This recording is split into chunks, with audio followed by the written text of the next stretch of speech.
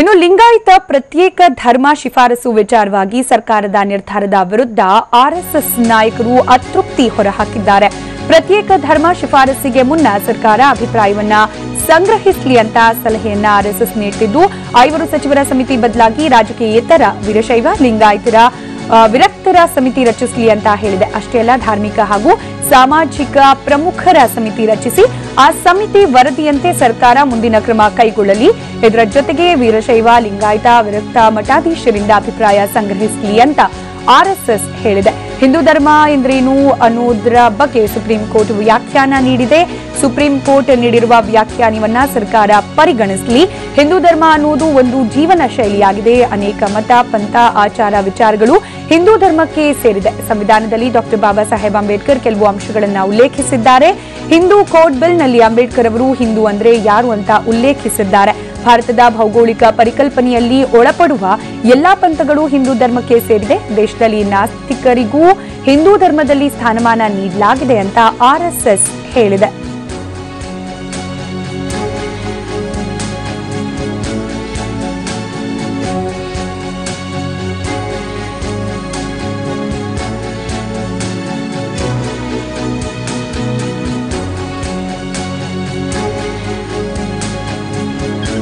ಇವಾಗ ಮತ್ತಷ್ಟು ಡೀಟೇಲ್ಸ್ ಕೊಡ್ಲಿಕ್ಕೆ ನೇರ ಸಂಪರ್ಕದಲ್ಲಿ ಜಾಯ್ನ್ ಆಗ್ತಾ ಇದ್ದಾರೆ ನಮ್ಮ ಪ್ರತಿನಿಧಿ ಮಧುಸೂದನ್. ನ್ಯೂಸ್ ಡೆಸ್ಕ್ ನಿಂದ ಮಧುಸೂದನ್, ಲಿಂಗಾಯತ ಪ್ರತ್ಯೇಕ ಧರ್ಮದ ವಿಚಾರಕ್ಕೆ ಸಂಬಂಧಪಟ್ಟಂತೆ ಇದೀಗ ಆರ್ಎಸ್ಎಸ್ ಕೂಡ ತನ್ನ ಅಧಿಕೃತ ಹೇಳಿಕೆಯನ್ನ ಹೊರಹಾಕಿರುವುದು, ಏನೆಲ್ಲ ಡೀಟೇಲ್ಸ್ ಲಭ್ಯವಾಗ್ತದೆ ಈ ಬಗ್ಗೆ?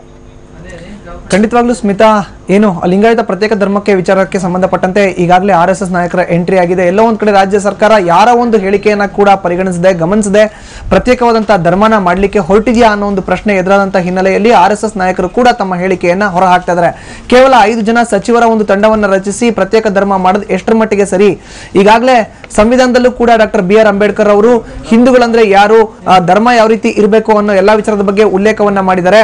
ವೀರಶೈವ ಲಿಂಗಾಯತ ಜೊತೆಗೆ ವಿರಕ್ತ ಮಠಗಳ ಸಮಿತಿಯನ್ನು ರಚನೆ ಮಾಡಿ ಅಲ್ಲಿರುವಂತಹ ಸದಸ್ಯರನ್ನ ಗಣನೆಗೆ ತೆಗೆದುಕೊಂಡು ಇಡೀ ರಾಜ್ಯಾದ್ಯಂತ ಇರುವಂತ ಭಾವನೆಗಳು ಏನೇನಿದೆ, ಜೊತೆಗೆ ಧರ್ಮವನ್ನ ಯಾವ ರೀತಿ ಒಂದು ಹೊಸದಾಗಿ ರೂಪಿಸಬೇಕು ಅನ್ನೋದ್ರ ಬಗ್ಗೆ ಕೂಡ ಮಾಹಿತಿನ ಕಲೆ ಹಾಕಬೇಕು. ಆದ ನಂತರವಷ್ಟೇ ವರದಿಯನ್ನ ತೆಗೆದುಕೊಂಡು ವರದಿಗೆ ಸ್ಪೆಷಲ್ ಆದಂತಹ ಒಂದು ಕಮಿಟಿನ ರಚನೆ ಮಾಡಿ ವರದಿಯಲ್ಲಿ ಏನೆಲ್ಲ ವಿಚಾರಗಳನ್ನ ಉಲ್ಲೇಖ ಮಾಡಿದರೆ ಅನ್ನೋದನ್ನ ರಾಜ್ಯ ಸರ್ಕಾರ ಪರಿಗಣನೆಗೆ ತಗೋಬೇಕು.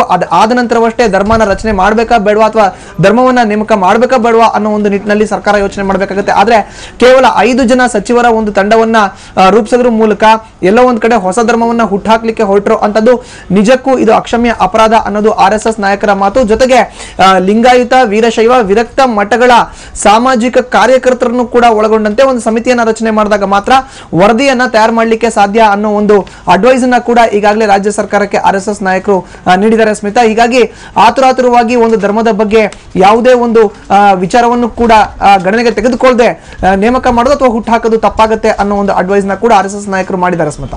ಧನ್ಯವಾದ ಮಧುಸೂದನ್ ಮಾಹಿತಿಗಾಗಿ.